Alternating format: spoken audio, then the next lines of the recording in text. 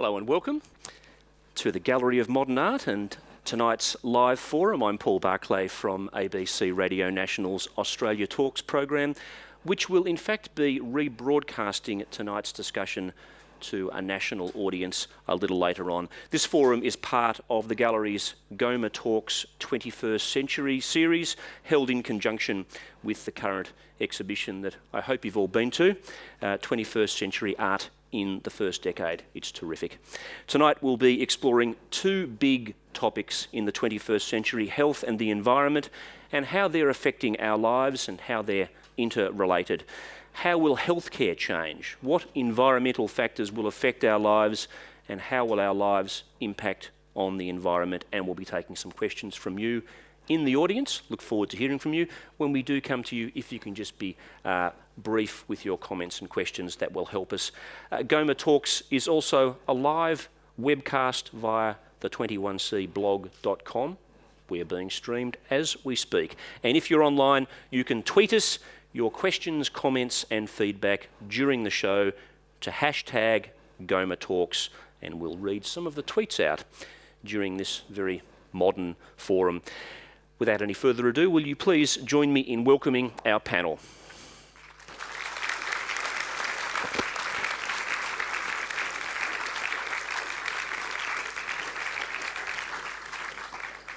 Professor Ian Fraser is a clinical immunologist and director of the University of Queensland's Diamantina Institute. He's also one of the creators of the HPV vaccine against cervical cancer and many more things.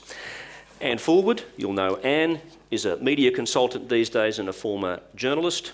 Amanda Mackenzie is co-founder of the Australian Youth Climate Coalition, and Dr. Joseph Reeser, environmental psychologist and adjunct professor and research fellow at the Griffith University School of Psychology and at the University of Queensland's Department of Architecture. Welcome to you all. Ian, can I come to you first of all? What are some of the factors driving all of the changes to medicine and healthcare that we're seeing in the 21st century? Just give us an idea of what we're dealing with. Well, I guess that we're to some extent a victim of our own success. We're all living longer now, and that's a result of the benefits of antibiotics and vaccines in the 20th century, better nutrition, clean water.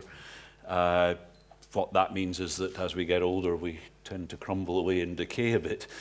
We develop chronic diseases which weren't as big a problem in the past centuries as they're going to be in the 21st century.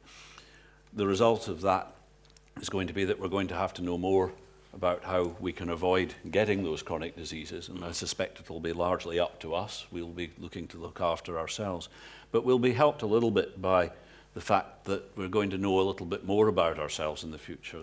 Sequencing of the human genome happened for the first time not 10 years ago, but already it is impacting significantly on understanding whether we as individuals are particularly at risk of disease and whether we can benefit from particular treatments. And that's what's necessary in order to help us prevent getting the major problems that we otherwise might be at risk of. Tell us a bit more about genetic profiling and how it is already being used in medical care and how you think it will develop. Well, basically it's possible to do it now because the technology that enables you to look at the whole of your genetic makeup has become much simpler to use. It's faster and it's cheaper. It's not yet really cheap, but it's estimated that within the next 2 or 3 years it will be less than $1,000 to know the whole of your genetic information. You wouldn't want to. It would be a very large telephone book and you wouldn't be able to read it. And that's part of the problem at the moment because we don't know what all of that information means. But we do know, for example, that we can look at particular bits of the genetic information and say, because you have this particular variant, not a mistake in your genetic information, but just it's a little different from your neighbour, just like you have blue eyes or brown eyes, dark hair or light hair. So you might have a gene that more predisposes you to diabetes or less predisposes you to diabetes. And we can look, for example, for very clear markers that this would be the wrong drug to use to treat you with a particular disease. So these are being used right now, these tools. In the future, you will probably carry around your genetic information, which you'll probably want to look after. You carry it around at the moment anyway, but you'll carry it around as a code that you can give to your medical practitioner and say, look, here I am. this is my genes. And he or she will use that to help work out how best to manage the problem or advise you how to avoid it in the future. Got our first tweet actually, Ian, and it's a good question. And it goes to, I think, a central point in this discussion about how much we should be researching prevention methods rather than treatments. You've developed a vaccine that was at the time marketed as a wonder vaccine, and I think people love that idea of going in, getting their jab, all of a sudden there goes that cancer off the list, just tick it off. But on the other hand, we have to take some responsibility for preventing these diseases as well, don't we? Well, look, take cancer as an example, because 1 in 2 of us will get cancer in our lifetime. We know with the information we have right now that if people did what they should do, we could prevent 1/3 of the cancer burden in this country. And that's just from things we already know about. And that lies, if you like, in your hands. It's the simple things like not smoking, keeping out of the sun, not taking too much alcohol, keeping your weight right. If we then add in the environmental factors we know contribute to cancer risk, and do something about them, another 1/3 of the cancer burden disappears. And so you're left with just 1/3 of the cancer burden that we have at the moment to deal with. Prevention is always going to be better than cure. No one wants to get sick. And what I say for cancer is also true across heart disease, diabetes, stroke, arthritis, the whole spectrum of chronic disease. We know quite a lot about what we can do to protect against it. We just have to get the messages out there. We'll learn a lot more about what we need to do to protect it over the course of the next few years. Amanda Mackenzie, let me bring you into the discussion here. You are, I think, clearly the youngest health consumer on this panel. Are you excited by the prospect of personalised medical treatment based on your specific genetic profile, or is there perhaps something that makes you uneasy about that? Maybe some privacy concerns, perhaps? Well, personally, I think it's great, and I'd love to link it to my Facebook page so I can just, swipe it as I go into the doctor. But seriously, I think younger generations grow up in an environment with reality TV, the internet. They have a different sense of public versus private, and I think they're entwined in a new way. But that said, I think privacy generally is something that all of us need to be concerned about in some ways. And so I think young consumers will also be concerned of where this medical information goes and how it's protected and those sort of things. But it will be a cost-benefit analysis. It sounds like the sort of personalised medicine is going to be very beneficial for many of us. So I think that would be something that would be weighed up against the privacy concern. Yes. And Fullwood, if I can bring you into this discussion. We know that so many of the major diseases that we face in the modern world are diseases of our own making, really. Diabetes, heart disease, and so on, especially in Australia and Western countries. It's the result really of our lifestyle. What's the media's role, do you think, in helping to prevent these diseases? Very difficult question to answer, but the media must play a role in some ways. And I think I talk about curating information these days in the media, which is the responsibility of journalists like me or reporters or presenters as much as we possibly can. And that means that if you can stick with the rules of getting both sides of the story, or as much as you can, and weighing up what you think might be palatable to a bigger audience or be heard by the audience. And that's the difficulty, I think. Sometimes we can have discussions about health issues and so forth, and it gets a bit bogged down in detail, and really I don't want to say I'm a superficial reporter necessarily, but worthy, weighty discussions that perhaps don't penetrate. Yeah, don't penetrate. And I must say, picking up on what Ian said, the lifestyle choices that we make, I think, in these days, and we're a more sedentary society, as we were talking about in an earlier discussion, lifestyle choices, I was absolutely shocked. I didn't realise that alcohol has, as a result of drinking, and middle-aged, sort of affluent women who have a little bit more money. And I was talking to a woman who's the breast cancer director of South Australia, actually CEO of Cancer South Australia, told me this to my complete shock and horror before Christmas, as I was about to go to a Christmas party, that women who could afford, have the income to buy and consume more alcohol may well be more affected by more likely to suffer cancer as a result. And this was something I didn't know. And so in those media reporting and so forth, there's a lot about breast cancer and there's a lot about prostate cancer and so forth. But I didn't realise that my alcohol consumption, sorry, not that I'm, but you know what I mean. No, the safe limits of drinking, when they are presented to you in stark form, you think, oh, I don't drink that much, and then all of a sudden you find out that... There's a lot of hysteria in reporting too. Sometimes we in the media get very excited about a big new thing and some new solution or... Do you think it desensitises us to some of the problems in a way, I that do, because I think reporting? Here's a new solution to your health problem or something, and I think, well, I heard a solution to my leg ache, and I heard a solution to my something else last week, and I heard another, and the big new wonder drug or health initiative which is going to solve my... So you do, that's one of the downsides of us in the media, trying to get news out that there is something hopeful, but I think professors like Ian Fraser and so forth probably over the years have thought, look, will I tell the media that I'm onto something here? Because we may well just think, right, well, there's the answer. Or do you drip feed it and we wait until we actually have some tangible result? It's a difficult road to hoe, because you want to get information out, but then you also want to not be... How do you judge the role of the media? Ian, they're pretty good at reporting the miracle cures and so forth, aren't they? But perhaps not so good at just giving us the information we need to choose to live a healthy life. Yeah, it's always a problem, isn't it? I mean, the media is there to sell newspapers or television time or whatever, so sensational stories will always get more attention. The more significant stories, the simple messages, keep out of the sun, don't drink the alcohol, they're harder to sell, and they're not new, but we need to keep telling them. And we've got to be careful, because it's not uncommon. You read in the paper on page 2, caffeine causes pancreatic cancer, page 6, it protects you against cancer. It's very confusing if you're trying to work out what to do. You've got to get clear messages out there. The media have a major role to play in that. Clearly, it's one of the most important, using tweets and whatever else, it's the new media as well as the older media. We need to make good use of it. But we also have to be very careful not to build false hope in people, and we also have to be careful not to over-anticipate what's going to happen next, because there are real people with real diseases out there, and you don't want them to suddenly find that their hopes built up and then collapsed because it wasn't there when we expected it to be. Have a tweet here in the form of a question. Is there a danger that personalised genetics will be abused by health insurance companies and corporations? So once we get a fair idea of people's probability of getting it, the insurance companies are going to want to get their hands on this information, aren't they?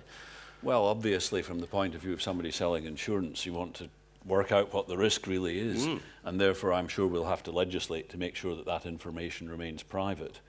We already recognise that there is some information that we do not have to disclose to our insurance companies, but it would be very unfortunate indeed if people were started, you go for a job interview and they say, oh, well, your genes look like you're at increased risk of getting dementia at an early age, and we already know some genes that predict that risk. You wouldn't really want your employer to know that, and I suspect you probably wouldn't want your insurance company to know, but you probably would want your doctor to know. So that's why I suggested we carry it around in a memory stick with us. It's going to be the way we'll have to do it. You will decide. You must own your own genetic information. You must decide who you share it with. Now, another big problem is, how do we pay for all of these new treatments and new drugs? This is going to be, and already is, incredibly expensive. There is a need, realistically, within any economy to contain those costs. What does that actually mean in practice? Yes, well, the increasing cost of healthcare must give governments headache all the time, and certainly they would like us to produce more clinical output for less money. You just need to read the newspapers to realise that. Obviously, one part of the story lies in looking after our own health. We've got to make the decisions and get on with taking every measure we can. That starts with education in childhood. We really have to inculcate in people that they are responsible for their own health, and that the simple measures that we've talked about are important to follow. Another part of the story, obviously, is to make sure the environment's right, reduce the risk as much as we can. Yes. Paul, can I ask a question? Can we incentivise people to look for good health, to try and improve their health, to be healthier? Is there a way? Is that the alternative or the other side of it? Giving people incentives to do the right thing, in to other words. do the right thing, or if I'm healthy and I've been healthy for a long time and not sick Is there any incentive in that? I don't know. That sort of defeats probably what you're Well, doing. there's not in our health insurance system, of course. I mean, everybody pays the same amount of health insurance regardless of their propensity to get ill. And this is, of course, a very politically sensitive area as well. I don't know whether any of us would be suggesting that change. I don't think so. I mean, look, it's socially unacceptable. Yeah. But we do incentivise people to look after their health in various ways. The health insurance companies do it. They encourage you to go to the gym and they'll pay your subscription if you get the right health insurance company.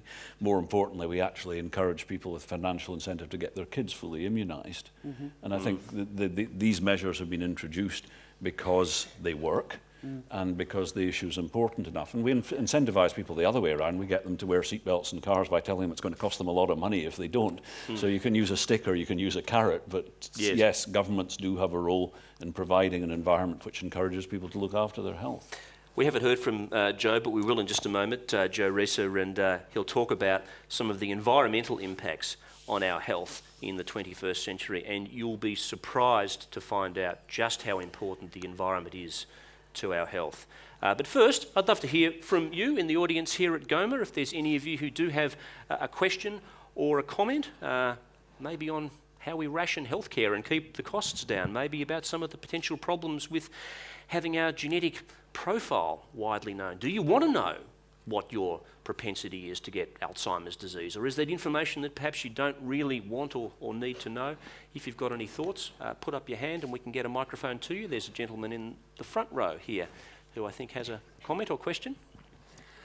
Yeah, just on the the genome factor, you know, like when it was came onto being 10 years ago, you know, came on with so much hype that, you know, all these things would be cured and so on and so forth, or, you know, attacked. I just wondered how far along the track we are with that. Are we a long way still to curing certain things? Or? Has it lived up to the hype? You know, the hype. Oh, the hype's always The more media than hype. the reality, isn't it? Yet, on the other hand, the steady progress that is being made in the background will not have an impact for 10 to 20 years, because almost everything that you learn in biomedical research takes about 10 to 20 years to get out there. I think we've got to be careful not to overrate that. The idea that nobody is going to come along and say at the age of 63 you are going to die of a heart attack. That's not the way it's going to work. But what they can see is that you have a risk profile, if you like, for particular diseases that might encourage you to do the things that would help you to avoid getting them. And we'll probably never decode all the information that's in your genome. If you work out all the myriad different complications, there's actually more different combinations of your own genetic information than there are stars in the known universe. So we're not really going to get the complete answer. But as I say, in practice, we actually use it at the moment. We test for whether you might be poisoned by a particular drug by seeing whether you've got a particular genetic variation. This goes on quietly in the background and you don't know about it, but it happens. Yes. Amanda, I was going to ask you, I mean, I remember in the dim, dark past when I was somewhere near approximating your age, and I didn't think an enormous amount about the longer-term health effects of some of the lifestyle choices that I was making at the time. I mean, is it something that it's difficult for you to be aware of when you're in your 20s, that perhaps some of those decisions will come back and bite you 40, 50 years down the track? Well, I think that's probably true. I think every generation in the younger years feels immortal, and I think that younger generations are probably better aware of things like skin cancer and the impacts of smoking and drinking and other things, but I don't think it necessarily impacts their behaviour. It's more of a tendency to live in the moment, isn't there? And I think, but I suppose as people get older, they get more aware, and with the availability of information in the media, you'd imagine that people are more aware of it. Do we have any other questions? If not, we do have one. Maybe I'll take one more down the front, and then when we take some other calls, I'll get to the person in the back as well. Yes, just by way of a comment, and perhaps Ian, you might be able to respond. It strikes me that as we can identify alcohol, cigarettes and a range of other things as being contributors to ill health and cost in our community, yet the dividends that they pay are driving those industries on. Aren't we, as a society, don't we have to confront this tension between the dividends, the profits that are being made, making us sick? Because we already know that they are, you've just said so. Where are we going to find the answer to the people or the organisations making these dividends at the cost of the lives of the rest of society? And although society and people in it can make their choices, the media makes a lot of money out of making those choices hard. Well, I think the success globally in reducing tobacco use not through banning tobacco use, because banning things never works. I mean, if you doubt that, you just need to look at what's happened with the use of the various, what used to be called recreational drugs. But just controlling the opportunities to buy the drug, controlling the advertising, has reduced tobacco consumption quite dramatically in the countries that have practiced it. And in the countries where they don't practice it, the same effect has not been seen. So it's not just public awareness, it's actually the reducing the opportunity for people to have the chance. So I think that's what we're going to have to concentrate on. It's going to be very difficult. Tobacco is hard enough. I mean, tobacco is an addictive drug, and once you start using it, it's very hard to stop. Alcohol has social advantages. People find it easier to socialize after a drink. Trouble is, it doesn't multiply up the more you drink. It may just seem that way at the time. But we have to recognize that sometimes there are needs which are not just directly healthcare, and living a very long time isn't always an advantage. We have to enjoy the life, and we have to have quality of life as well. So I think the 21st century will be the century in which we realize that it doesn't matter trying to prolong life quite so much as getting quality of life while you're living it. Yep. And that will probably determine how we approach these issues that you've mentioned. But banning things is never going to work. And taxing them out of existence, well, it just will create an illicit trade. So the government takes as much as it can get out of the tobacco industry, I suspect, and uses, at least in Victoria, to do medical research and health costs. So that's probably the right approach to it. Got a few interesting tweets here on the topics we've covered so far. Surely those gross images on cigarette packs should discourage some people from smoking, right? Is an increase in the costs of medication acting as a deterrent to lifestyle-associated diseases like obesity and smoking? And if we are more connected to nature, would we be healthier and would we care more for the planet? Well, that's a nice segue into our next part of the discussion, where we're going to take a look at the environment and health. And very interestingly, just this very day, a report was released by the Australian Institute of Health and Welfare. Don't worry, I'm not going to ask you any questions about it, Joe. I know you haven't had time to look at it. But it included in the introduction, which I was very interested to read, that the World Health Organization estimates that 24% of the global burden of disease and 23% of all deaths were due to modifiable environmental factors like pollution, land use practices, and so on. So I was going to ask you this question, Joe. What are some of the major environmental impacts on our health in the 21st century? Well, I guess from an environmental psychology perspective, health is a much broader canvas. And it really has to do with the nature and quality of people's transactions with their physical environment, their social environment, their information environment, actually, that we've been talking a lot about. And it's the quality of those interactions that really determines health. If we were talking about urban environments, and we look at the quality of the transactions people have with those environments, if it's an environment that really doesn't nurture the kind of organism that we are. After all, we're an exquisite design solution for an African savanna environment. We weren't really designed to be living in the kinds of manufactured urban worlds that we're now living in. And so that's a much larger problem that's out there in terms of this disconnect, really, between the kind of beings that we are and the kind of environments in which we live. And however, well, that's almost a big philosophical thought, isn't it? That we are not designed to live the way we now live, predominantly in urbanised environments. Well, I mean, we're enormously adaptable, and certainly people are managing to live in these environments, et cetera, but there are prices to be paid.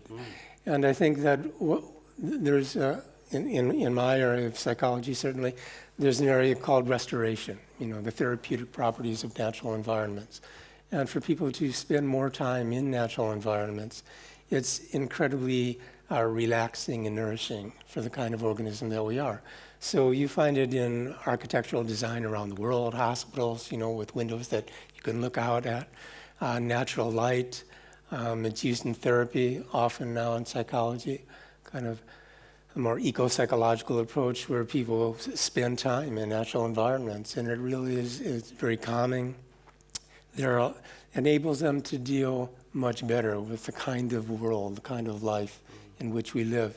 And it isn't just spending time in nature, it's the colors and textures of the materials around us. Our organism really needs to be in touch with a meaningful environment. That's what we were designed for. And I think what happens is that when we have environments that are not very congruent with our needs and preferences and the kind of organism that we are, there's a lot of wear and tear on us, which is stress. If that incongruence is there, there's a lot of wear and tear on our environments. They're not serving our needs. And so there's many costs of the kinds of life circumstances that people are living in. And it isn't just lifestyles, It should mean, though, shouldn't it, that people who live closer to nature, people who live perhaps in rural environments, have better health outcomes than people who live in the cities. But that's not necessarily the case, is it? No, it's not necessarily the case at all because, it's often in modern urban environments where the quality of services and healthcare and many other things, the availability of medical treatment is there. But it is also true that around the world, if you look at more rural developing countries, you'll find that there's many groups of people whose basic physical and mental health is actually much better than people not living in those circumstances. And so I think what, I guess from a psychological perspective, because I am very concerned with the quality of people's life, not just medical problems themselves, these are really profoundly important issues. We were talking, Paul, I think earlier, about how many research centers around the world now are really encouraging even urban design solutions that basically kind of invite people to get out more and design walkways. I'm familiar with research in England and Scotland, for example, where an enormous amount of money is being spent on getting older people whose health is not as good as it could be mobile and out there despite the inclement weather, and just really kind of engaging with that environment. And the benefits are not just in terms of the exercise and the weight loss, but it's enormously beneficial for people to be in these environments. But we live in the land of the suburban sprawl. It's almost an Australian birthright to be able to have a quarter of an acre block 20, 30 kilometres from the city and be able to get in your car, which is parked in the garage on that block of land, and drive to the huge shopping centre a kilometre or two down the road. And some of these suburbs don't even have footpaths. There's nothing to walk to. There's not even a local group of shops because it's all centred around these, Westfield shopping centres. We're still building cities like that. Look, that's the tyranny of the built environment in many ways. We have designed cities for years for cars. And again, that's why it's not all down to lifestyle choices. There's so many, the larger context in which people live really often don't allow them to have the kind of healthy lifestyle they might choose to have. And so our lives are, determined by all of these situational factors that are there. And I think that's where, good design, good planning can make a whole lot of difference. A lot of my work in Australia, actually, I came to Australia to look at indigenous housing and lived for 3 years in Arnhem Land. And there's an insight with indigenous people around the world that the quality of your connection and your relationship with the natural environment is so powerfully important. And I think that we've kind of lost that. Yes. We tried to create faux natural environments, which actually often, have some advantages. But we're not really coming to terms with the fact that, increasingly almost half the world's population are living in urban environments. And what is the nature of these environments, and what are the costs that we're paying? And there are huge, not only medical costs, but psychological costs, depending upon the nature of that built environment. I'm sure, Ian, you could talk a bit about that, the specific health problems that can arise from poor environments. Well, I think that we've got a whole range of challenges that we have to face up to. There was a tweet went up on the board there about whether we would eventually adapt to the environments, and I suppose at some level that's true. We are very adaptable as a species, and we will, I hope, adapt some way towards where we're going. But the reality, of course, is that if we live a sedentary existence in an urban environment with a high pollution factor round about us, it's not ideal for us.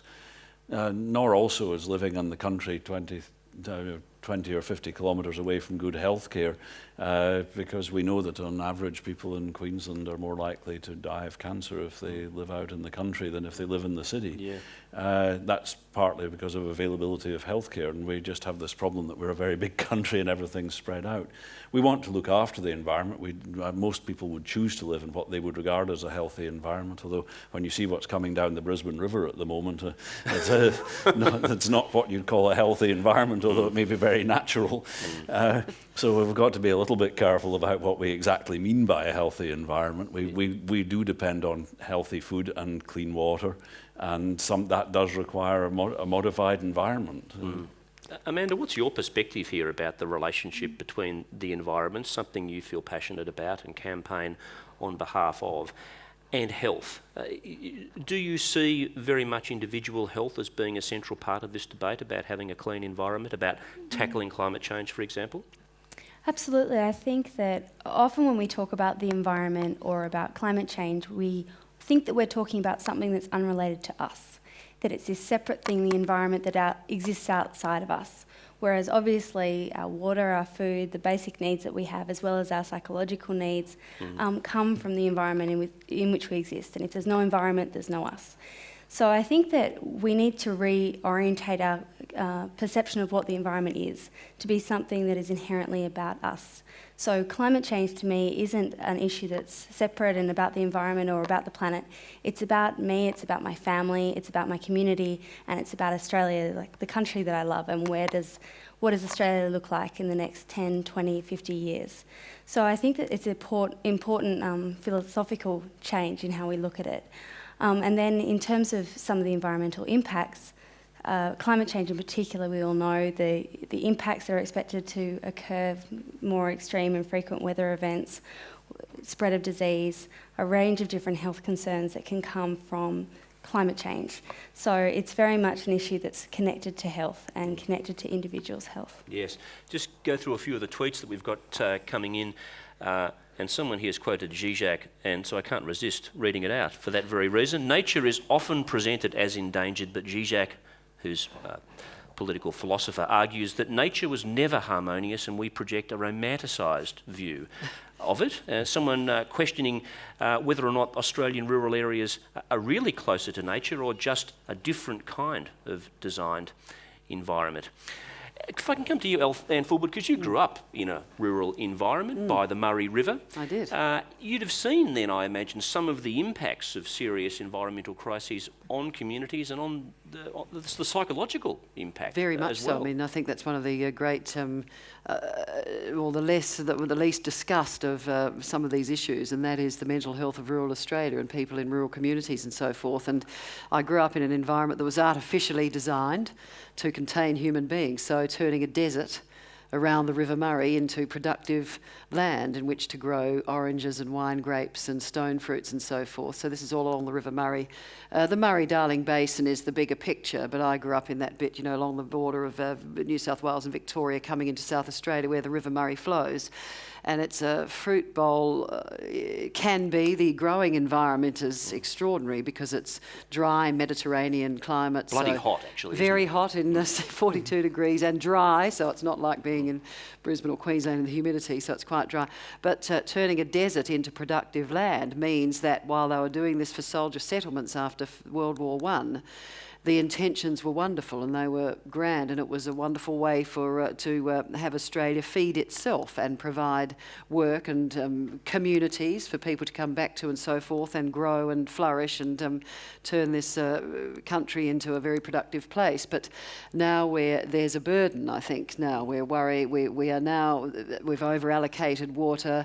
There are inefficiencies in the system, all of which need to be discussed. And one of the things that we need to focus on, I think, and it's not all about living in cities and so on, it's in these environments where we can continue to be a productive country as long as we manage our water resources well. But when we've got South Australia, Victoria, New South Wales and Queensland all battling for the upper hand, as it were, and trying to combine, I'm sure, because they're trying to get some cooperation with water management and so forth in that basin. But it's a very difficult thing because you're dealing with communities that do so many things. You know, you go from rice growing to cotton growing to oranges to wine grapes to stone fruit to many things, and you have irrigated pipelines. So in South Australia 30 years ago, they realised that they needed to protect their water and manage it better, and so pipelines replaced channels. So there are no open channels in South Australia, as far as I know, but in New South Wales and Victoria there are.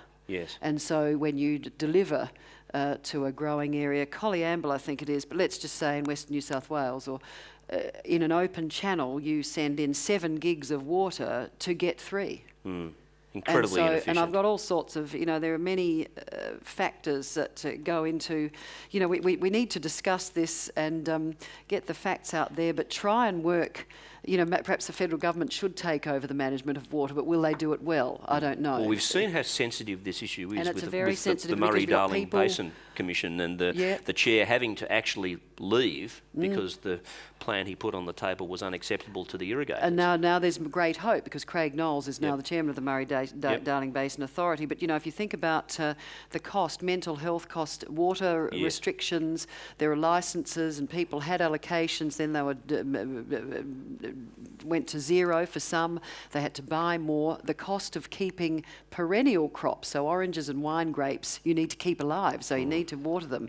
Rice is an annual crop, so you can decide whether or not to grow it, depending on your water. But those who've got these plantations that need to be watered struggle, and so there's a great cost in that sense. But I think that there's a splendid opportunity for us to really turn this into an efficient watering, working farmland that works for everybody, and I don't think we have to move too many people off the land, and I think efficiencies will mean better delivery of water and maybe more efficient agriculture. Well, we've had an extraordinary set of circumstances over the past 5 years in Australia. One of the worst droughts on record, followed by some of the worst floods on record. And Joe, I wonder what psychological impact that has had on farmers, on irrigators, agriculturalists who've battled through this terrible, terrible drought. Then a bit of rain's come and they've thought, thank God. Then the floods come. How does that affect the psychology of some of these rural communities? Well, I mean, there's so many complex issues that have been raised just in the last couple of minutes, but, even if we go back to your tweet message, I mean, we construct our natural environment. We kind of make it up as we go along in a way in terms of how it should be, an idealized landscape in particular ways. We construct what is health. We construct what is a healthy lifestyle, and the media plays a very powerful role in all of that. I've been doing some work with respect to rural and remote mental health in Australia in the context of the climate change research that I'm doing. And it's a very serious situation in Australia, but it also has to do with how people understand their circumstances. If you look at what's happened in the world for the last, 2, 3, 4 years, there have been momentous events and changes, and everybody's trying to make sense out of it, asking, well, what's really happening in the world? And we often try to make sense out of these environmental changes and political changes in terms of natural forces and natural phenomena. And climate change has in a way become not only the cause, the consequence, the explanation for what's happening, but this larger meta-narrative about what's happening to the world, which is not to dismiss the profoundly challenging problem that climate change presents. But from a psychological perspective, you have to try and appreciate how people are trying to understand these circumstances. So for an individual living in a small Australian town, which has rural decline, they've been in a 12-year drought situation, maybe some really serious fires have gone through. They might have, a garden outside their kitchen window that it took them 20 years to get going, and now it's just dead. And every time they look out the window, it's really very distressing. They can't sell their property. They don't know what their kids are going to do. They don't have ready access to health services. It can be a very bleak situation that's there. What's happened, though, a really interesting issue is that the idiom of distress, in cross-cultural psychology, we talk about how people talk about their own illnesses or what's wrong with them. The idiom of distress in Australia has taken this interesting climate change turn so that people are saying, well, it's the stress of what's happening to the environment. And however problematic that is in terms of what's really causing their distress, what's really important from a psychological perspective is these are the terms in which they're understanding what's wrong with their life, what's wrong with their circumstances. And I think we have to listen very carefully to what these public understandings of some of these issues are, particularly in the context of health, but also in the context of climate change. We are so eager to reach out and sort of educate the public, about what climate change science says about the causes of climate change or what the, orthodox health explanation is for a particular experience or phenomena that they're encountering. But what's just as important, maybe much more important, is how individuals, by themselves in terms of their own experience, and collectively understand these problems that are there. And we're not very good at listening to where the public is at with respect to these issues. I want to move to another environmental issue that's been really in sharp focus in recent times, the focus on Japan's nuclear emergency. I was just talking to Ian earlier and he was suggesting that we are almost inevitably going to see a spike in cancer rates in Japan in years to come as a result of this. I just wonder how this kind of situation, Amanda, affects young people and their understanding of environmental and health issues. Does it bring it into clearer focus? I think incidents like what has happened in Japan do bring environmental issues into focus. People look at it and say, wow, if your environment changes rapidly and becomes less hospitable, that impacts people. And I think it is important in terms of the nuclear debate in Australia and the discussion around, is nuclear a solution to climate change in particular? And I think what it illustrates is that nuclear power is never safe, that there is always a possibility that you'll have a disaster like this. But more than just having a disaster, you always need to deal with nuclear waste from the power station. You always need to be cooling the nuclear waste. And part of the problem in Japan is that you've not only got the power station, you've got to be able to deal with the waste as well on an indefinite period of time. So in a country like Australia, where we're looking at what are the energy solutions that we can go forward with, both in looking at a variety of things in terms of timing, expense, as well as safety, I think it illustrates to us that we not only need to move quickly, but we need to start looking very seriously at renewable energy technologies and working out how we move our economy rapidly in that direction. Got a tweet, is Australia's environment less problematic than, say, Japan's? Does this have any impact on our health? And someone picking up on what you were saying, Joe, is climate change the master signifier to which we've attached all of our anxieties? That's an interesting question. That's an interesting one. We've seen so much death and destruction on the TV, Joe, recently, and not just on the television. Someone sent me a link to a YouTube video of the rising tide after the tsunami in Japan, and to this day it's the most extraordinary thing I've seen about it, and I couldn't stop looking at it, but it just washes everything before it, cars with people in it, no doubt, and it made me think about how desensitised you can become to the human face of disasters by immersing yourself in this. Do we know what effect the media coverage of disasters has on those people who are consuming the media? Well, I mean, there's been considerable research probably over the last 40 years, really, about media coverage of disasters like this. But I guess the most interesting thing in the last few years, particularly because of the profound developments in information communication technology, is that you're seeing all these events in real time. They're really in your living room. You're really there as a bystander.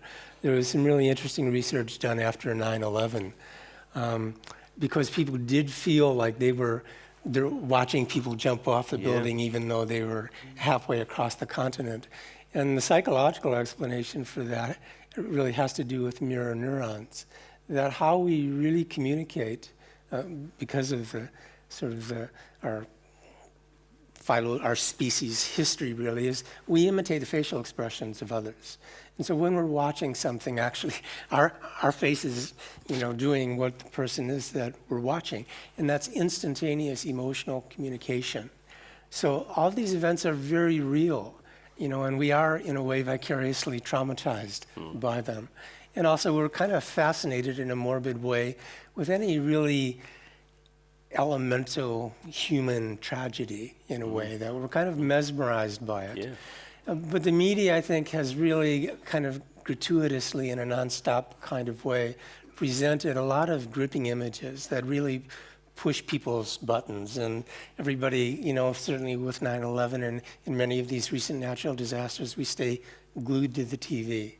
And in a way, we almost need to ration ourselves, with respect to how much exposure we're going to have, because in a way we are exposing ourselves to the event itself. So much of our world is a virtual world today because of our new information environment. And climate change, people's exposure to climate change is through the media. How many people have had direct experience of climate change? We've just done a survey, national survey in Australia, where over half the people in a very large survey say they've seen evidence of climate change. But actually, people's understanding, their interaction is through the media. And so, that's a really important issue, and it does take away the reality, if you want, of the event, but it still has a dramatic emotional impact on people. It's an important issue, and how well is the media performing in this area, Anne, do you think? You've worked in I work in the media. Sure. We keep talking about the media. Too, though, so I worked in a different space to you in that sense, because commercial media's demands are different. And working in the media, you do, perhaps even more than anybody else, tend to become so immersed in this. You do get immersed, and you do get affected emotionally by it as well. I remember news reading and, seeing some really traumatic events. Do we go over the top, though? I was thinking about what's over this. the top? You see, this is these are all questions. Much? How much is too much? It's a hungry beast, as they call it. We call it. And there are news bulletins all day long, and you can look online now, and you can get your newspaper. So the sources for news are far more varied, and just omnivorous. They're everywhere. So therefore, you have so much choice, and so you never know. That's why I say curating the news and information would be how I'd try and live my life now. Pick out the best of it. But that can come from listening to ABC radio, commercial radio. Yes, I do jump around a little, I must say. I do go to the commercial network, but then I get in touch with a whole other audience, because in fact that's where the greater audience is with, as we know, commercial radio generally. But newspapers, yes, sorry about that, yes, sorry. And TV, but you see, it's hard to find your way through the noise of all this coverage, and then you see pictures of the explosion at Fukushima, which was just, that's all I saw for a whole day. And yet, but it depends on access. You see, who's reporting it, what access you get. So if you're a TV reporter, you have to have pictures in order to talk about the tragedy or the explosion or the price, whatever it might be, the event. And so therefore, nothing's right and nothing's wrong. It's just a matter of what you derive out of it, what your needs are, and you can get information from everywhere. And I promise you, even just sort of preparing for this and so on, and looking at areas of, for my discussion topics and so forth, you think there's a world of information out there, and it's hard to make your way through it. Amanda, you've had personal experience, I understand, with the media covering a tragedy that you had some involvement in. Tell us a bit about it and how you thought the media performed. It was interesting for me watching it. I suppose the last few months we seem to have had crisis after crisis after crisis with Christchurch and the floods and Japan, and it occurred to me in watching this, it reminded me of an incident that happened when I was at primary school. There was an accident in which a child died at my school, and we had the experience where journalists all descended on the school taking photos, and we felt a bit harassed and it was bizarre to see your personal grief being displayed on a national headline, and the pictures of the people I knew that were just struggling to come to terms with this awful thing that had happened. And so in watching some of these disasters, and obviously the scale is enormous, and watching the grief of these people, I think there's a relevant discussion to be had about the impact on the victims of a disaster or an accident, of the coverage that they have in the media. And obviously journalists are often on the ground in difficult circumstances themselves and struggling to work out what is appropriate and what isn't. But most of them do. I think that's true. Most of them do. All of them have that conscience. Yeah, I'm sure they do. And then it's a question of what isn't appropriate to be then displayed, and what is the impact on the victims. I think it's quite a difficult and complex thing to navigate. So they should just take the time, amidst the hubbub of being involved in covering a disaster, and as we've said, these days disasters are covered 24/7. The media is a hungry beast. Nonetheless, they should just step back from time to time and think about, what is the effect of this? Am I doing victims justice through this coverage? And I suppose you can't necessarily put it all on the journalists on the ground. It's got to be the producers and others that are a bit more removed from the situation to make some of those judgments. We can always turn our television sets off or not log on to our computers too, can't we? We've got a choice as well. We do, but there's something about seeing those images that you can't stop watching, even though you can feel yourself going, oh, this is awful, and I don't actually want to watch this. You just can't turn it off. It's like when September 11 happened, it reminded me, you just kept watching those images, and even though the same images were playing over and over again, you just couldn't turn it off. Never underestimate the power of television and the moving image. Yeah. One tweet on this, the media has a choice about what they show. Do we have a choice about what we see? Let's take some more questions and comments from the floor quickly if we can. There's a myriad of arms have just shot up. There's a guy right in the middle there who I think managed to get his hand up first of all, so perhaps he's punching the air in victory. So we'll get a comment from you as the microphone gets passed along. Hello. Hi. First of all, thanks for the talk so far. It's been really awesome. I think that what the discussion seems to be pointing towards for a lot of you, Anne before said, how much is too much? And Amanda said, like much the same thing. And I think that what surrounds a lot, and Joseph made a statement before as well regarding that humans might not be used to this environment, or this isn't the environment that we're meant to be living in. And I think possibly what surrounds all of these issues is a lack of ethics and a lack of a concerted, proper effort, much like the discipline of medicine and much like the discipline of psychology, to have a strong discipline of ethics that's being worked on at a university level and at several other possible governmental levels. And I suppose I want to direct my question to Ian Fraser, and this surrounds going back to sorry, this isn't directly related to what was just said, but the genetics and the ethics that might surround having your genetic material. There's always going to be a question of whether science has got its facts straight and whether what it's saying is actually the case. And do you think that there's a need for strong ethics, strong ethical guidance surrounding the genetic situation? Can we get a brief response there? Well, the very brief response is yes. We can do a bit more than that. But we could probably expand a little on that and say, look, the first thing is, remember, your genes are just your genes. You are a product of your genes and your environment, including the ethical environment in which you work. You can't blame your genes for everything, and they're not the sole story. We do need to have a moral framework, if you like, to work with everything that we deal with in society. But there's a difference between having a moral framework and having a set of rules. And a framework gives you guidance, a set of rules tells you what to do. And we do not wish to be uniformly cookie cutter stamped out of our environment to be all the same. It would be bad for us individually and extremely bad for the human race. The first minor perturbance that came along and we'd all be gone because we'd all be the same. So I think one of the nice things about living in society is actually that we can cope with a very different set of environments. But yes, we do need an ethical framework to work within. Yeah, and just in terms of how that applies to the media and ethics, we have a tweet here. Do the media actually think about their impact, both on viewers and on the subjects of the stories they cover? Well, my experience of that is that certainly all of the journalists that I work with do. We may get it wrong from time to time, but there is considerable thought, more than you might think, actually.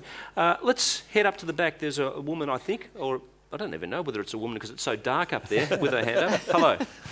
Hi, thank you. This is a fantastic discussion. Question quickly is just, given the plethora of cooking shows that we have and Conviction Kitchen and all the other things that are out there, how can the media, and in particular social media, harness the information that the health and education systems have to help young people embrace a healthy and good diet and good mental health lifestyle in the years ahead? Social media. Amanda, maybe I'll throw that one to you.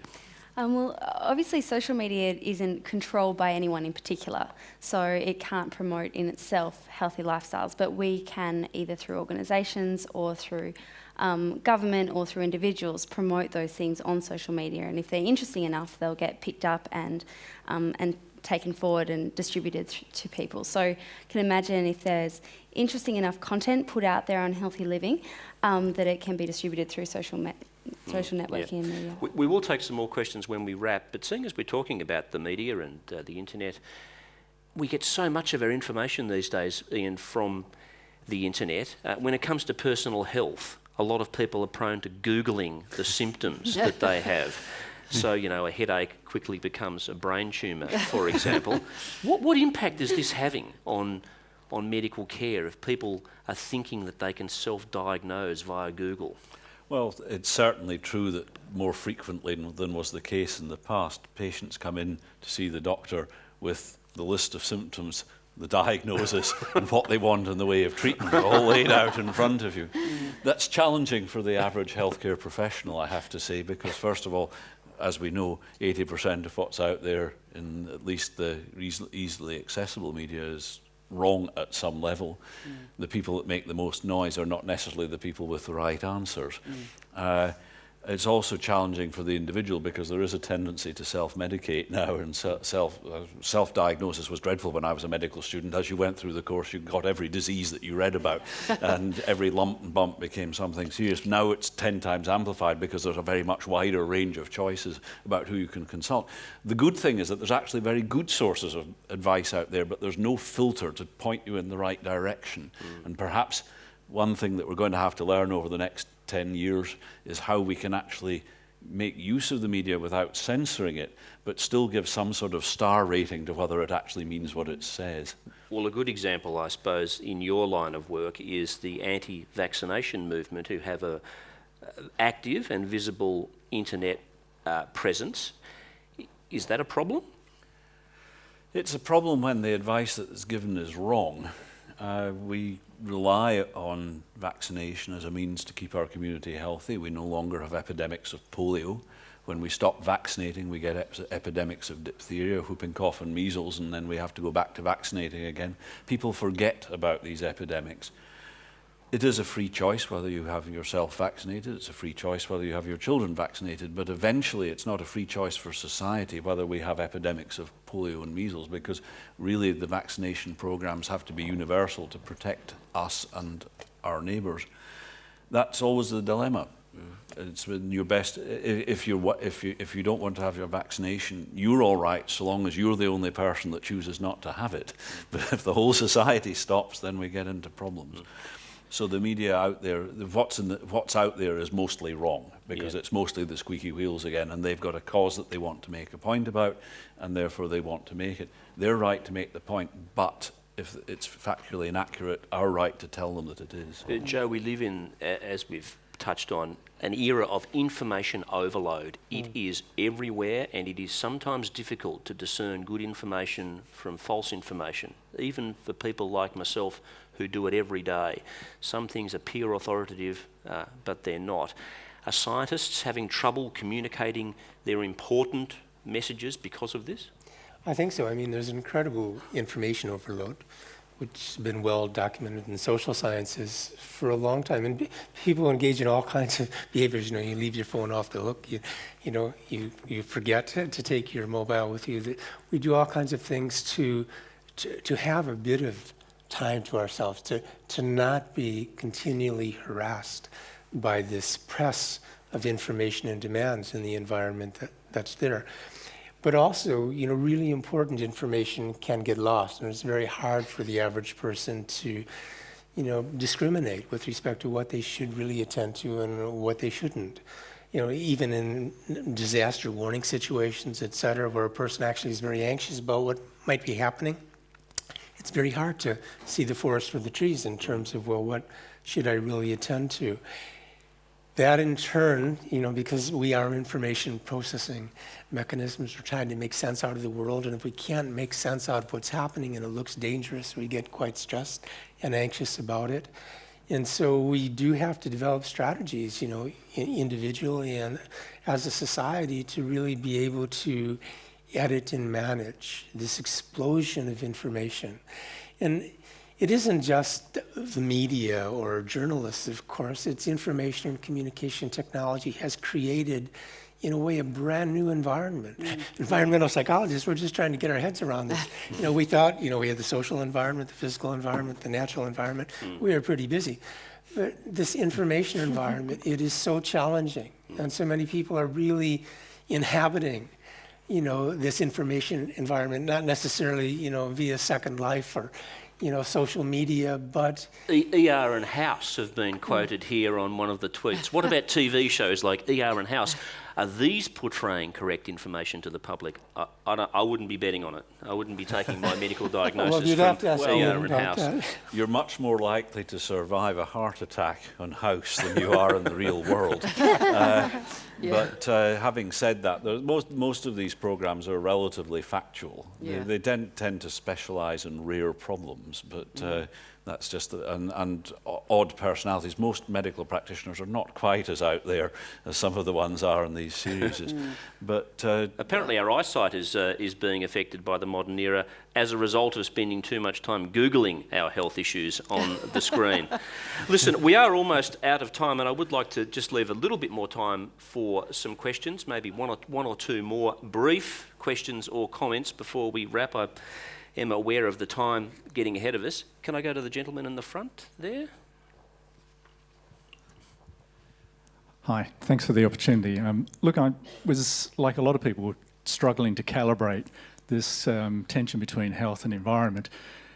One of the ways I try to make sense of that in my own life was the experience you have as a traveller when you come from a terrace, as I grew up in, where you really, for the first third, never saw a sunset.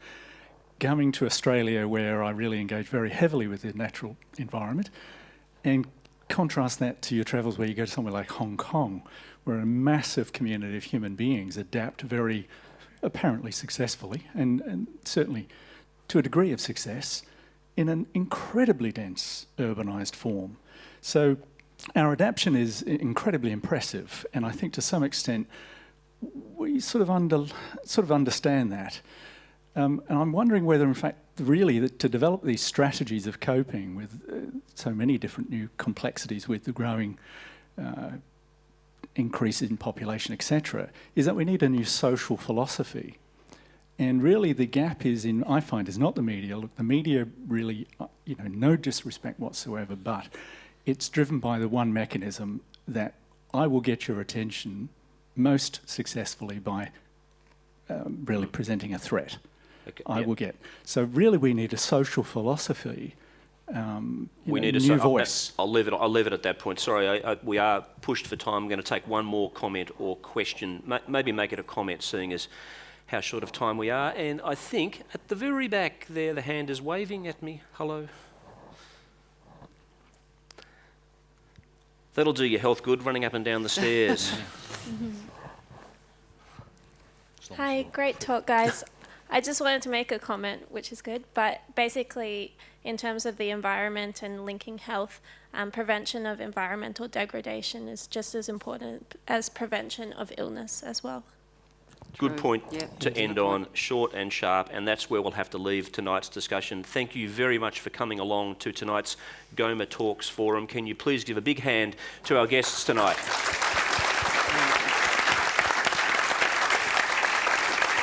It's Professor Ian Fraser, clinical immunologist and director of the University of Queensland Diamantina Institute, media consultant, and Fullwood Amanda Mackenzie from the Australian Youth Climate Change Coalition, and Dr. Joseph Reeser, environmental psychologist and adjunct professor at Griffith University. All of them, I'm sure, could have spoken much more. I've got so many questions, and indeed many of these tweet questions were terrific too. Peter didn't get them before I prepared for tonight's discussion. Thanks also to the GoMA for their assistance. And before I go, don't forget the final discussion in the GoMA Talks Futures.